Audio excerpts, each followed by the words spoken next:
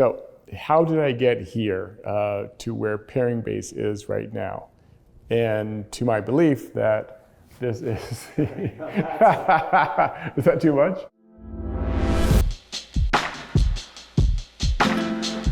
So how did I get here? How did I get to pairing base, and how did I get to this firm belief that food and wine pairing 2.0 is the key to our getting to the next level of good food experience? My personality and my approach is to drill down and try to find answers to questions I've got, or to try to figure out how to make some big things happen. When I tried to figure out food and wine pairing and what was going to create the very best food and wine pairings, at some point I ended up enrolling in the wine production program at UC Davis. It was their distance or extension winemaking program, but it's a very rigorous program, and you learn every possible thing about every aspect of winemaking. That was very helpful in trying to figure out food and wine pairing. In my undergraduate studies, I studied chemical engineering, and one of the things I learned is that chemical engineering is a fantastic degree for cooking, because you understand everything about heat transfer, material transfer, things like that. But oddly, my chemical engineering background was very helpful in understanding the food and wine pairing process. Specifically, it helped me understand the role that the food residual is playing in the resultant pairing and the evaluation of pairings. So that was very helpful.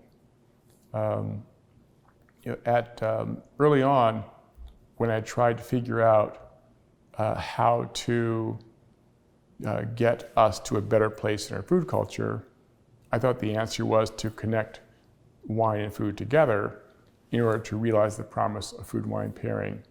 And so what I ended up doing at that point was actually working with winemakers around the world and working with a sommelier from one of the top restaurants in New York. I was working with these guys to develop a wine that was specifically paired, or actually a line of wines that were specifically paired with specific dishes, the dishes that people were eating all the time. The brand was called Wine That Loves. It had a beautiful label, got tons of press around the world, was a commercial failure, at least because the idea was executed in too mainstream a fashion. What I'm trying to do is really tap into the needs and tastes of the top tier food people, and that wine was just too mainstream. I then did a different line that was called Gardner Hersham's Culinary Wines that was going to do a higher brow or higher quality version of what I tried to do initially. And when I was doing that, the packaging was fantastic. It said what we needed it to say, but then we realized that we couldn't blend a wine to get the results we wanted, because by the time we blended the right wine, the wine would move away from the wine that would taste great with the dish.